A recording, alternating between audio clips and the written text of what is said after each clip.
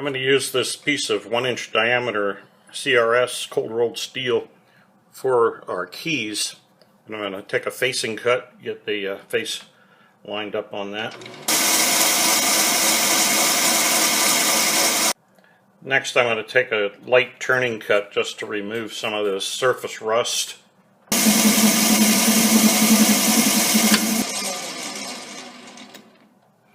Okay, now we need to cut it off to our nominal thickness. We want to end up at 0.278, but I'm going to cut it off about 0.30. Then we'll turn it over and face the other side to bring it to the thickness we want.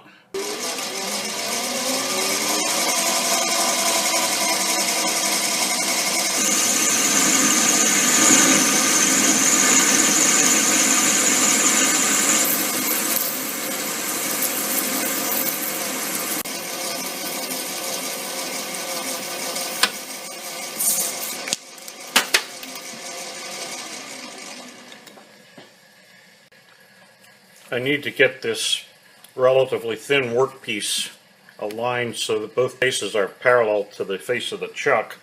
In order to do that, I'm going to chuck it just snugly in the chuck, and then I'll turn it at slow RPM and touch off with the tip of the tool, and usually that will line it up. I can see visually when it happens. Okay, that looks good, so now I'm going to tighten it up in the chuck and take a facing cut.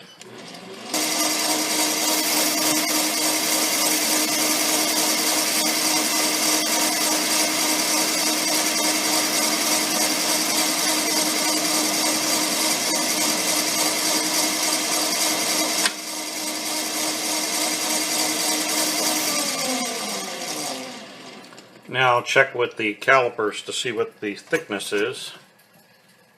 I'm reading about 0.315, so I'm going to plug that into the DRO.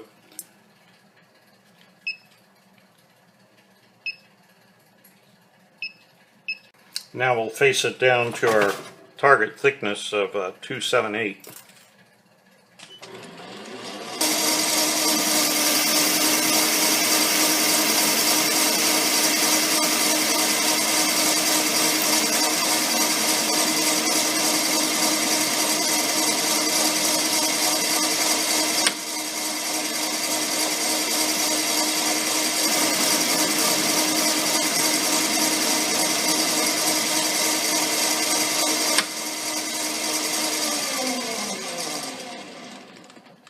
Alright, so I've got it down to 0.278.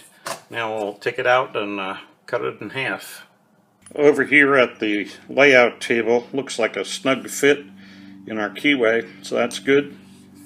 So here in Machinery's Handbook, there's a diagram here and then a table of dimensions, so you can determine if you need to cut your own key, as we are in this case, you can determine the dimensions to use. Most of the time, of course, you buy a key that's already made to size, but in this case, because the slot that we need to fit is no longer a standard size, we need to make our own. So if we come down here in the table, this is nominally going to be a 1/4 thickness by 1-inch diameter key, and so this tells me the height of the key needs to be about 435.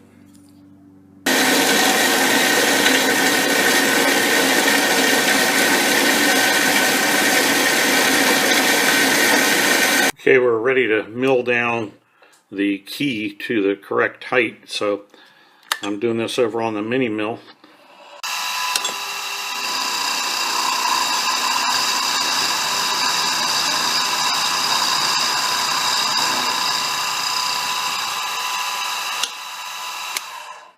Well, first I'll take it over to the belt sander and clean up those rough edges so I can get an accurate reading on the surface plate.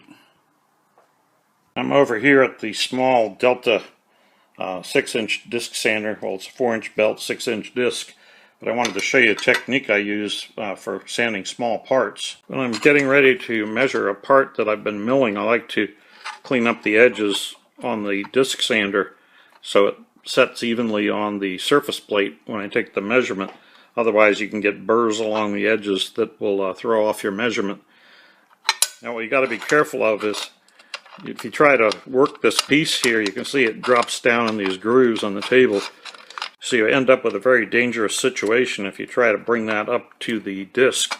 It can get trapped down in there and pull your hand in or throw the part out and hit you in the head or something.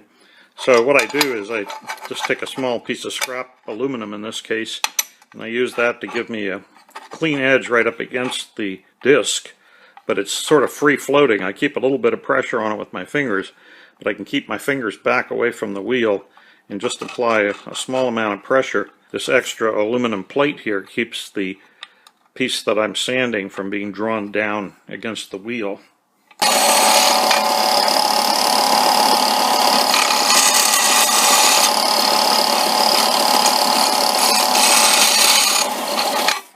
So you still have to be very careful, obviously, because you're working with your fingers up close to the disc.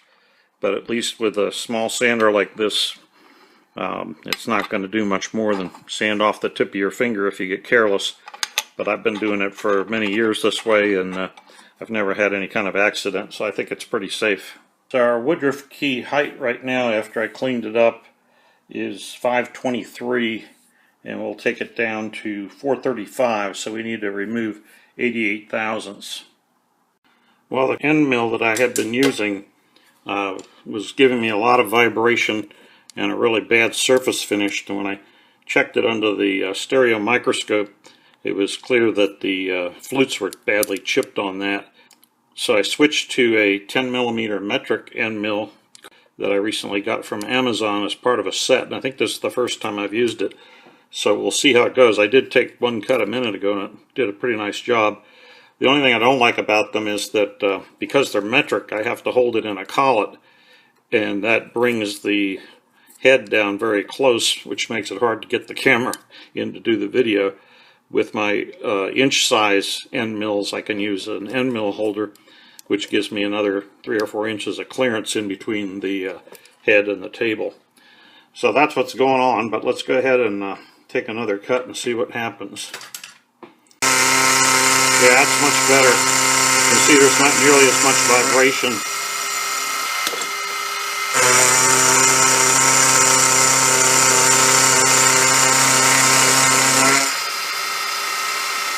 And then down to 80.